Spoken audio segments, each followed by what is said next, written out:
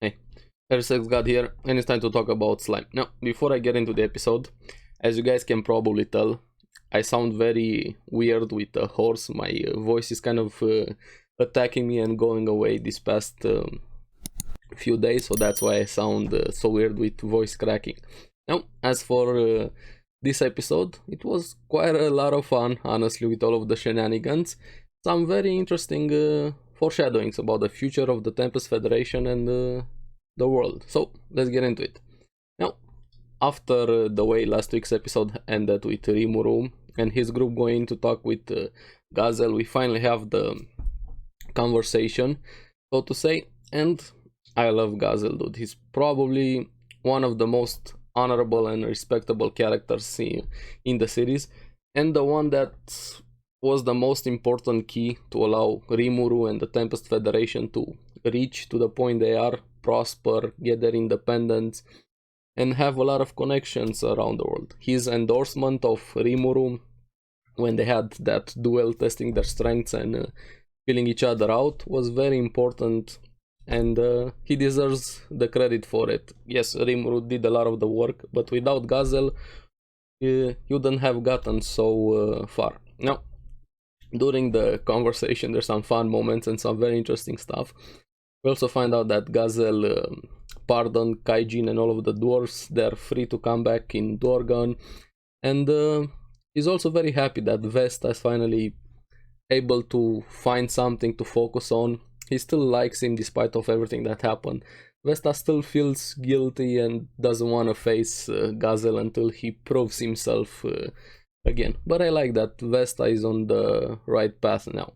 But the big elephant in the room, or the big caribrid is in the room, was who defeated it. Now, Rimuru already told the captain, the Pegasus captains, that Milim was the one that did it. He didn't believe Rimuru, he thought it was a joke. Even this time when Rimuru said it again, the captain and even Gazel, both of them thought it was a joke. But Gazel, giving him credit again, still has a lot of faith and trust into Rimuru.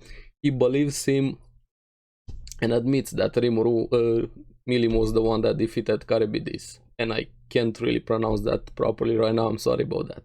Now, this is where the fun moments ensue, because we have the drinks they've been making from Lord Carrion's country, Eurazania. Shuna's coming in, serving drinks, and things get very fun from here and very interesting also, because Gazel likes the drinks quite a lot. And another dumbfounded moment, so to say, of surprise, he doesn't believe when I liked his face, both his face and the captain's face, when he found out Rimuru also has relations with Carrion, with Eurazania, because nobody really had relations with them, especially trade relations with them up so far. It's a very important achievement. They even called Rimuru Demon Lord Seducer. They have a very, very good point right there.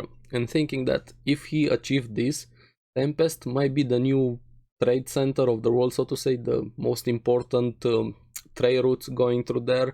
So this is the foreshadowing part. Tempest might become the new Mecca of the world in a way, seeing how things are going. Now, also some very interesting foreshadowing with the kingdom of Falmouth, Yom's kingdom.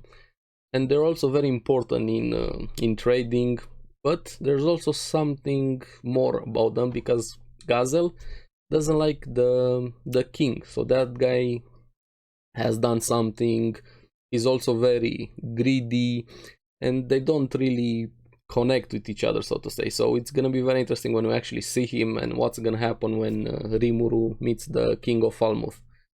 We'll just have to wait and see, and Yom is probably gonna play a very important role with that. Now, after the serious conversation, so to say, we have Shion, of course. She has to be the one. Takes control of the situation by getting drunk, and yeah, Shion drunk is really fun. Even Gazel was laughing. I like how he took that in stride. He wasn't upset about it. But a pretty fun moment with Shion. She always makes trouble for Rimu, so to say. Now, after that fun moment, we have the big important moment also, with an official declaration of friendship between Dwargon and Tempest. Rimuru has his speech saying he wants to connect people and monsters, everybody live together, work together, trade, basically be an sort of utopia, so to say, all of them feeling good with each other and giving credit to Dwargon, because also in Dwargon, monsters and humans also coexist. But this is where I like Gazel a lot more, because he was a bit stern and criticizing Rimuru's speech, telling him you don't have to be so humble, not wishing for so many things, you have to do better. I like this relationship as mentor and mentoree, so to say, Kohai senpai, and even Rimuru admitted that Gazel, him being critical about him, is coming from a good place, trying to better him as a leader. So yeah, Gazel is a very important person for Rimuru and the Tempest Federation. Now, this is where the Great Escape happens. And I'm so glad it's a throwback for the first few episodes, with all of them, Rimuru, Gopta and the other goblins going to see the elves again. And I'm so happy seeing the elves again. But poor Gopta kinda got more than he could handle, because even Rimuru was enjoying himself again, being like the pillow between the boobs every time. But Gopta got instantly destroyed by one of the elves there. As soon as he saw her, he professed his love, everything, he couldn't take it anymore.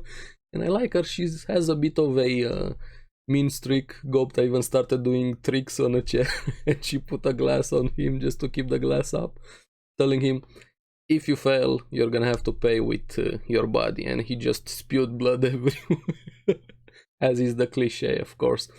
But yeah, Gopta has been love struck, so to say. All fun, even the dwarves are there, everybody enjoying. Now, Rimuru also did some research using the drinks, because even Gazel liked the drinks quite a lot. He wanted to trade with them again, yet he said it's much better than the drinks from Falmouth. Now, Rimuru also used this opportunity to do some research with the owner of the shop, and see how much people are willing to pay for the drinks. And even the owner said she liked his speech, but she also thought he was more capable than that, so to say. Even though Rimuru was being honest there, she said honesty matters also. But yeah, a fun moment also, and a very interesting moment. Curious how much the drinks are gonna go for. And the shop owner was a very interesting addition, so to say. I'm curious if she is ever gonna appear again. Now, this is where things are getting a lot worse for the escapees, so to say, because they lie to Shion and Shuna, not telling them where they're going, and Shuna comes in. And you can feel the menacing aura from them, or from her. What are you doing here? Yeah, they knew they were in trouble, they knew they fucked up. Poor guys. Even Shion joins in, puts them, lining them up, punishment. And Shuna was just in control of that situation.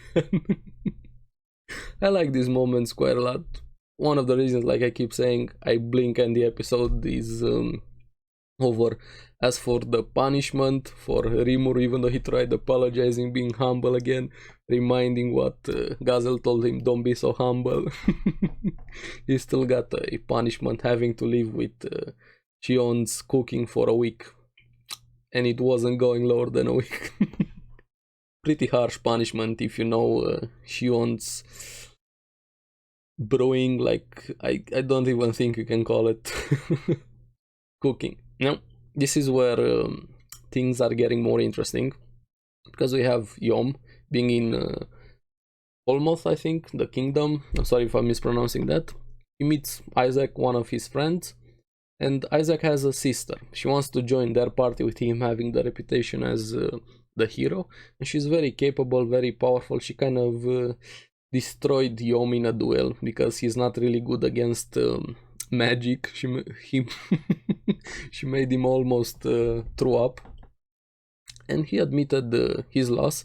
I think that she's gonna join. Her name, this is when it clicked, because we saw her last episode with Clayman. Her name is Myulan, the one that was talking with Clayman. So there's a lot more going on there besides just her wanting to join his party. But there's also a lot more to her and her relationship with Clayman, because we know she's being forced to do this. And I don't think she's very used with people being nice or humans or something, because she was very surprised that Yom was nice, admitting his defeat, treating her properly.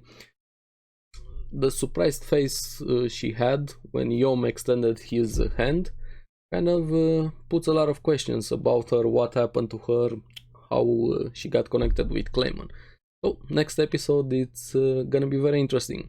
Hopefully we're gonna move on into more serious stuff, so to say, some proper fights. I kind of miss seeing Rimuru fight again, but who knows. I'm excited for next week's episode. Now I leave off the question to you guys: what was your favorite moment, and why was it Shion being drunk?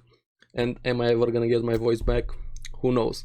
Now, as always, thank you very much for watching. Remember to like and subscribe, it helps me quite a lot, and you guys get the latest videos on the series that I follow.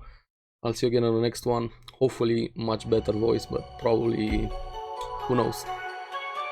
Bye bye.